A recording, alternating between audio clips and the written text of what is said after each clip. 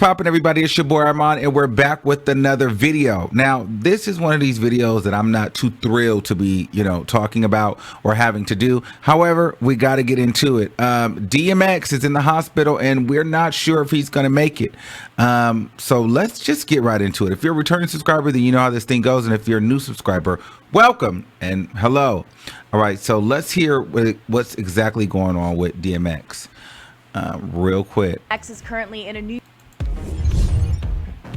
Rapper DMX is currently in a New York hospital after a reported drug overdose on Friday night. The 50-year-old, whose real name is Earl Simmons, was rushed to a hospital in White Plains, New York after experiencing a heart attack triggered by the OD, TMZ reports.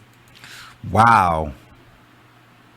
So DMX is back on the drugs. I'm going to be honest with you. I'm not surprised. You know what I'm saying? Like, drugs are a very hard thing to shake.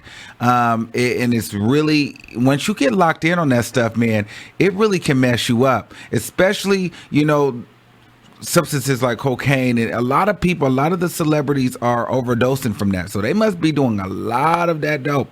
You know what I mean? It's wow. So he had a heart attack.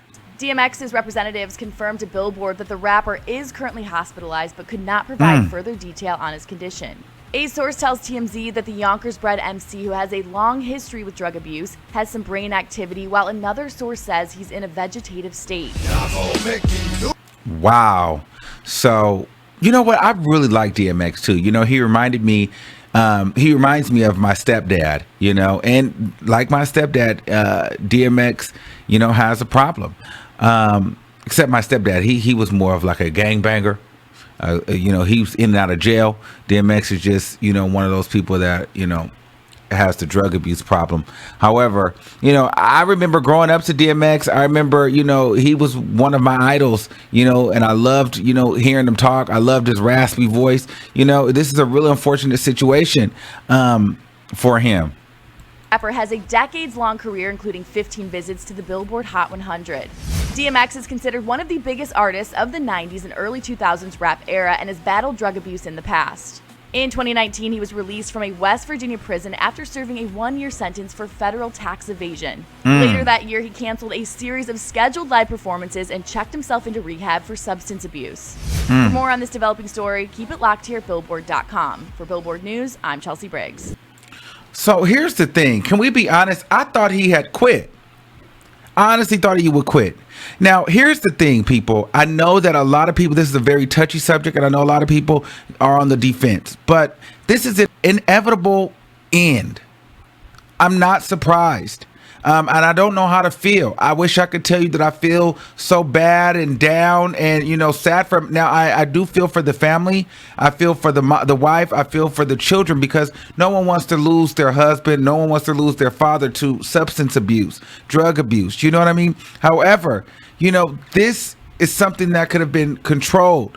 Now, I know a lot of people were saying, well, he was introduced at a young age by one of his mentors. However, at 60 years old or however old he is, at some point that no longer becomes an excuse, with the resources and the money, because at some point he was able to develop a career, a music career. So DMX is out here, at one point he's went from extreme highs to extreme lows, but during that I think he's cultivated enough relationships to where if he just reached out to them, he could have the finances to get some of the best rehabilitation doctors out there. You know what I mean? So I'm not honestly with the excuse of him having being introduced at drugs by a mentor when he was 14. People are using that as an excuse for him to still be doing, overdosing today. I'm not surprised that this has happened. I'm not shocked. You live by the sword, you die by the sword. And it's unfortunate. And I just feel like we got to start taking accountability for some of the things that we do, and so being addicted to being a drug addict is one of them. I see so many people out here with so much compassion for DMX, and anybody that says, listen, I'm not surprised, I'm not shocked, they're upset. And I know a lot of people may not even agree with what I'm saying, but here's the thing. There's people on this planet right now that are upset with their mothers and their fathers because their mothers and fathers were once drug addicts, and some of them are clean. However, they feel like during that time where their moms and dads were, addicted, that is precious childhood memories and times that they didn't get to spend. And a lot of people are holding grudges on their very own family members for that. They're not showing them nowhere near the same amount of grace as they're showing DMX, so if that is what we're going to do, I think that, everybody should receive the same grace of understanding, well, hey, maybe this person was going through a hard time, or maybe this person got introduced to drugs at a young age, and so they happen to take the wrong path in life. But I don't feel like that's realistic, because there's only a certain amount of grace you can allow yourself to give before it's too much. But the one thing that is for sure is the fact that if you don't clean up your lifestyle, you don't kick the habit will kick you. So this ought to be a lesson for anybody that is going down the path of addiction, just to understand that, listen, you got to control it, or it will control you. It's very unfortunate what's going on with DMX, but I'm not surprised. This has been going on for years now. I don't want to use the words "I don't feel bad," because it's not about feeling bad, because I wouldn't want anyone to die. I wouldn't want anyone to suffer and feel pain like that. I just know at a certain point, once the addiction has gone too far, no matter how much you love a person, you have to let them fight that battle on their own, because you cannot help them. You know what I mean? It kind of gets to a point where there's nothing else you can do. I've had family members who have struggled with drugs and alcohol, and at some point, there's nothing you can do. You have to let them go.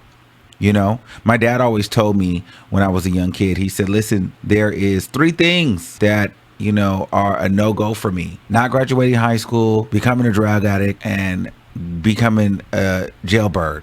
You do those 3 things, I have to cut you off. I love you to death, but you become a drug addict, I can't trust you anymore. I can't trust you around. You'll steal from me, so it's not personal. It's just, I have to cut you off, and when my dad told me that, it made me feel like, wow, that's not a path that I ever want to go down, because, I look at my dad as a person that has unconditional love for me. And the fact that that is something that can cut off that love, it scared me, Now, I understand that DMX's situation is a bit different, because he was laced at a young age, and then he became a rapper, and he was, seeing a lot of fast money, cars, girls, women, a lifestyle, and you can get addicted, and having your own demons, that's the easy way to cope. However, you have to want to get help. And you have to get out. Like, no one is going to be able to help you. No one is going to be able to stop it. There's been too many examples of people overdosing. Look at Whitney Houston, Bobby Christina, Bobby Brown's son, Amy Winehouse, Anna Nicole Smith. It's just one of those things to where I feel like a lot of these people get hooked on this stuff because they have a lot of fame and power and money and access, but then they're miserable. But then there's the access to this drug to where they can just cope, and then they can get so much of it, and it sends them into cardiac arrest, and then boom, it's a heart attack. And then DMX has been dealing with this for so long, I think he's already worn his body out. Definitely, a sad situation. However, I feel like it's a very inevitable situation. So all we can do at this point is send grace and love to the family, to the friends, and keep his legacy strong, stream his music, and hope for the best. I hope you guys enjoyed this video. I hope you guys took something away from it. Like, it's not like, I don't want to come across insensitive, but you don't want to come across too for the people that are watching that may be in limbo, or for the people that may be struggling. DMX is so far gone right now. It's between him and God at this point. But our jobs now are to save someone else that may be going down this road. So you don't want to become an enabler. I don't want to exude so much grace on this situation where another person may feel like, what, I have time. I can get through this. I can do it. No, you don't have time. You don't know when your last opportunity or your last chance is. So be smart, learn from other people's mistakes, and understand, no matter what trauma you've went through, no matter what trauma has happened to you, the drug reality does not care about that. The reality doesn't care about anybody's trauma. It just is. Being influenced, at a young age, or introduced to something at a young age, does not excuse a habit that needs to be broken. And those are just my thoughts on it. So, yeah, Let me know what you guys think in the comments, and I'll see you guys in the next video. Peace out.